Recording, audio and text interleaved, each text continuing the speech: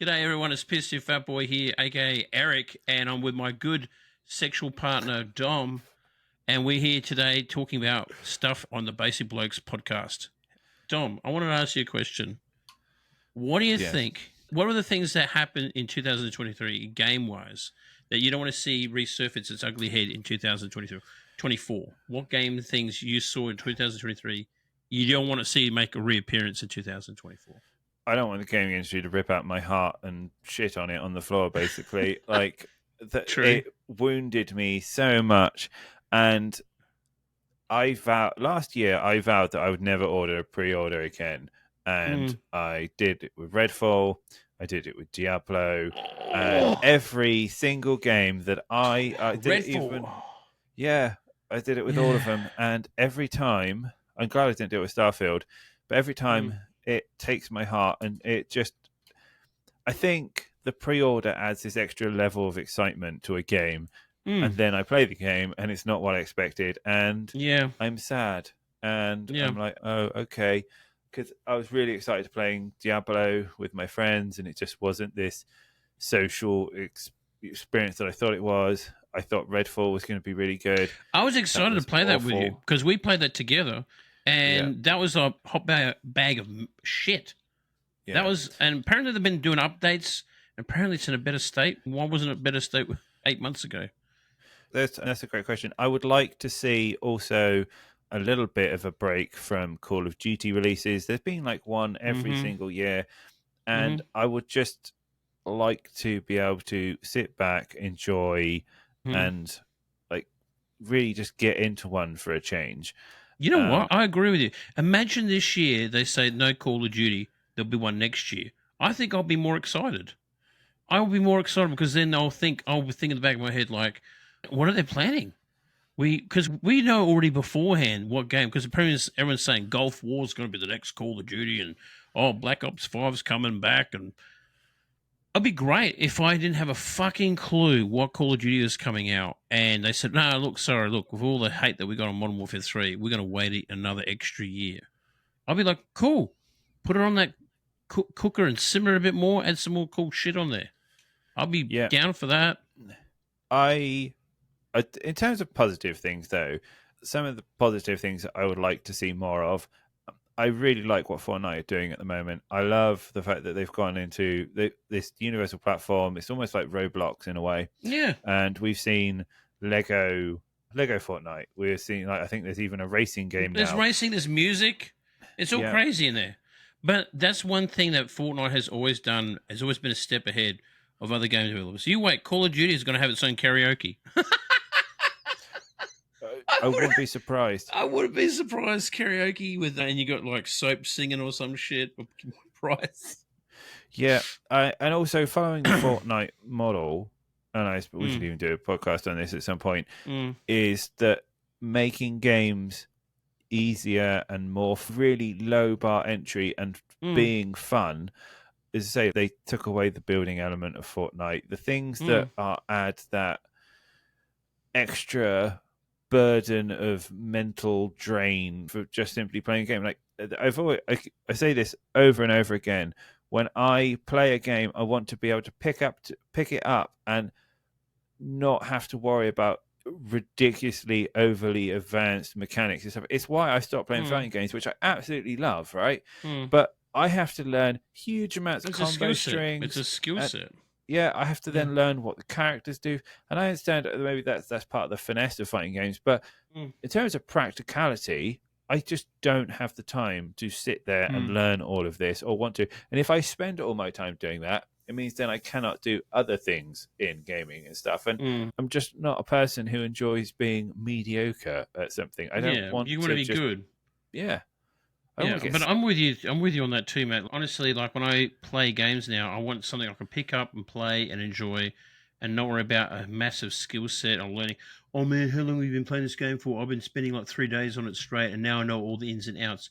Where I just come home from work to pass the time for a couple of hours, and you got people on there all day. That's why I feel that multiplayer games are starting to lose their appeal with me, because I've been doing like some single player stuff, and I can take my own sweet ass time.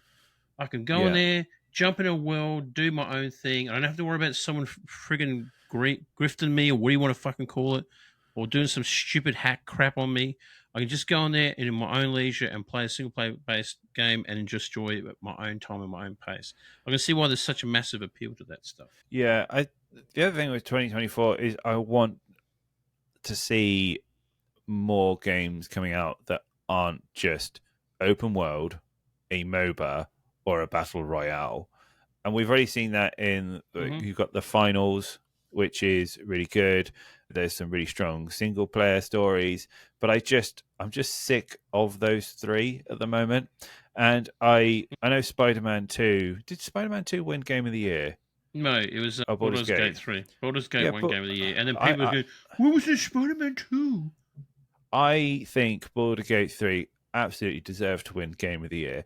And this is not to say that Spider-Man 2 wasn't a fantastic game, but it was just Spider-Man Plus, right? It was just, it was a phenomenal story, but it wasn't like much.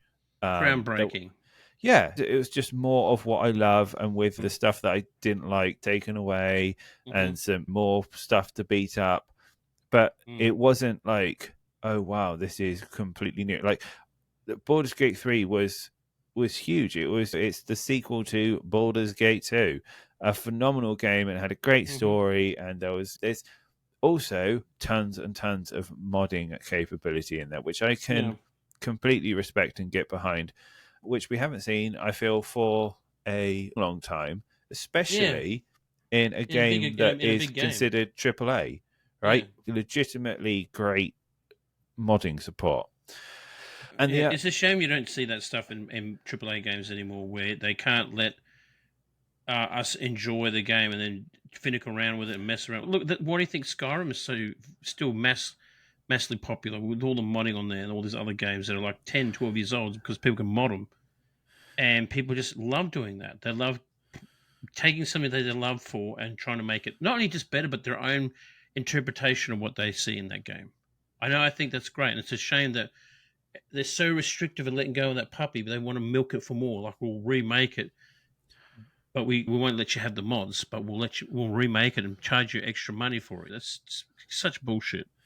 Yeah, it makes me laugh because Starfield is like, they gave us mod support. They just forgot to give us a game that people wanted to play. And the multiplayer mod support, the modder came out a little while ago and said that I'm not going to be doing this simply because the game is so boring. It's like, why would you want to play co-op in a incredibly boring universe? And there you have it. Yes, unfortunately. I played Starfield. I didn't mind it. I didn't mind the worlds and stuff like that, but it didn't have anything in there to keep me going back to it. If you know what I mean? Yeah. Like, it was very Fallout in space to me.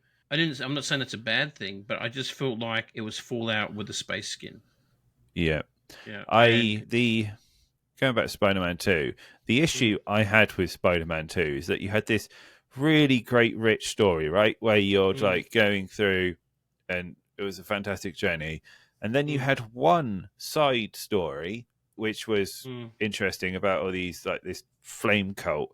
But aside that, all the extra content was simply go to this area, solve this puzzle, get this token thing, use it to upgrade. And you look at all the great games that, in terms of single player, like, that do really, you have a great main story, but the side stories to it are also really interesting. And it's not just about Redemption.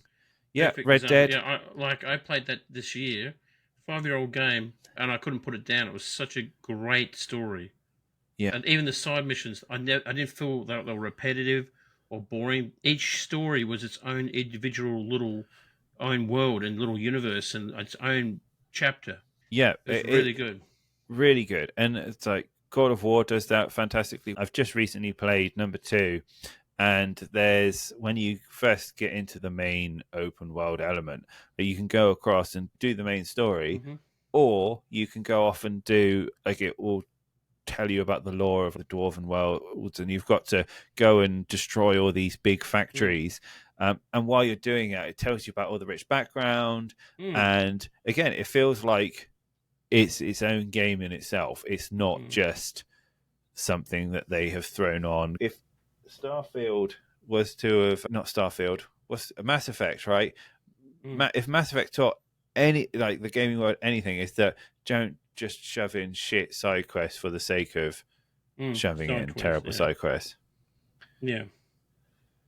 No, that makes a lot of sense. That's a lot of sense. You gotta, when you're releasing a game, you gotta, no matter how small the story is or side quests or missions, you got to make them interesting and their own individuality, add their own individuality to them.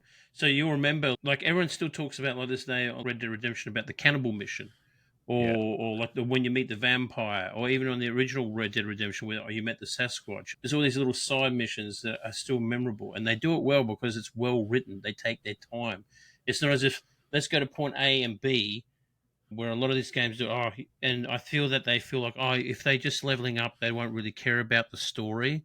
But we still want to be enriched. Because if you think about this, the games are basically our form of entertainment, and we still want to be getting something out of it, not just playing a game. We want to remember talking about, hey, do you remember that bit where you jump over here and you can't find that? It's so amazing. And that's why the older games still have amazing moments, because people still talk about those games like Mario, Crash Bandicoot, where you find secret rooms or enriched story moments like in Final Fantasy. Those moments will stand a test of time because they're memorable, whereas other games are becoming like you go from here to here, it's so linear. We just want something that's a bit more rich. That we do. All right, anyway, I think that's going to be it for this week's episode of Basic Bloke. Thank you everyone for coming along and joining in the conversation. If you have anything you want to add, of course, leave it in the comments, and we'll be back with more gaming news soon. Bye for now.